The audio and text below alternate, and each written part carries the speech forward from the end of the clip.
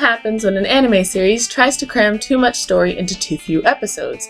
Does it become a pacing catastrophe? Does it become something worthy of merit? Or does it become something in between? Today, I'll attempt to answer these questions in regards to one series in particular, Yamada-kun to Nanani no Majo, or, as it's known in English, Yamada-kun and the Seven Witches.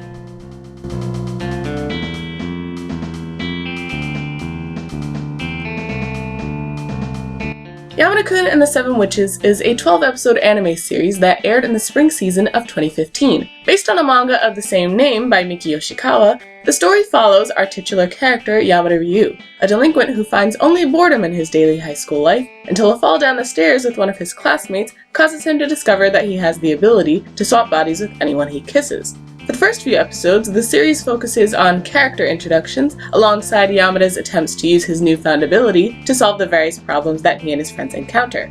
By the fourth episode, the main plot begins to kick into gear as the series reveals that there may be more powers at play among the students in Yamada's school than we were initially led to believe. The animation production for this series was handled by the studio Leading Films, who have several series under their belt, including last year's Terraformars and the recently finished airing Heroic Legend of Arslan. While appearing pretty average for the most part, the animation manages to impress simply due to maintaining consistent quality throughout its entire run. While the soundtrack is good, I have to say that it's not very memorable. The tracks featured within the episodes always fit the scenes in which they are placed and are nice to listen to as you watch, but I honestly couldn't remember a single thing from the soundtrack while writing up this review and had to rewatch some episodes to remind myself what the soundtrack actually sounded like. However, I will say that not all of the music is forgettable. The opening theme definitely holds merit as the standout musical aspect of the show, serving as both a pretty relaxing and fairly upbeat way to start each episode. And it's definitely one of those openings that you'll find yourself never skipping as you make your way through the series. On the other side of the sound department, we have the voice acting. And I can't really say that the voice acting here trumps what we've seen from other series, but I feel like the actors deserve some praise for being able to accurately portray characters other than their own during scenes in which the characters' bodies were swapped. I have to give extra props to Ryota Osaka and Sayori Hayami, the voice actors for Yamada and Shiraishi, for doing a fantastic job of portraying each other's characters to a believable level, managing to really make the characters' personalities shine through with their performances. As for the characters themselves, I can say that the ones in this series were definitely a joy to watch. They hardly felt like cardboard cutouts, which is refreshing in a series based in an anime high school, and they all have tangible personalities that are easy to relate to. There's also no unnecessary melodrama to weigh things down, thanks to the characters' ability to adequately communicate with each other. I will say that it would have been nice to get to know the characters a little bit better and see a bit more depth to them than what we were given, but it's somewhat expected to feel like the series is missing something when it turns out that about 90 chapters worth of manga content were crammed into 12 episodes.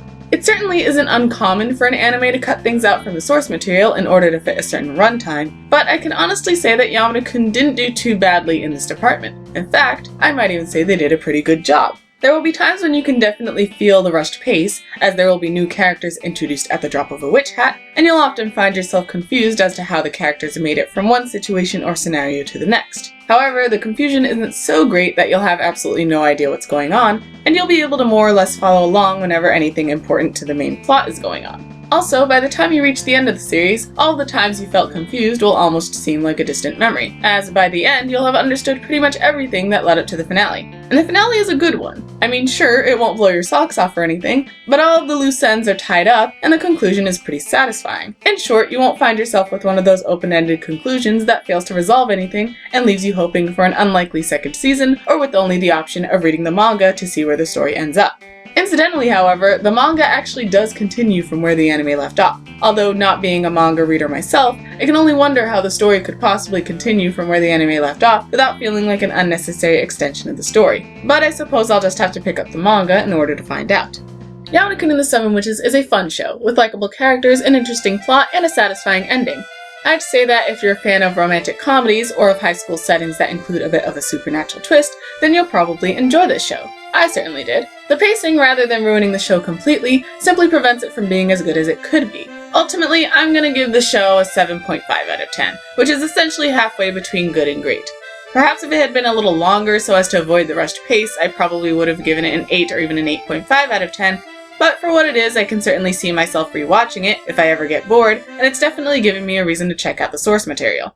I'd say that this series is safe for the 3-episode rule. If you don't like it after 3 episodes, then feel free to drop it. But if you do enjoy the first 3 episodes, then be sure to stick with it. It'll be an entertaining watch. Well, in any case, that's it for me. I hope you've enjoyed this review, as it's the first one I've made since returning from hiatus.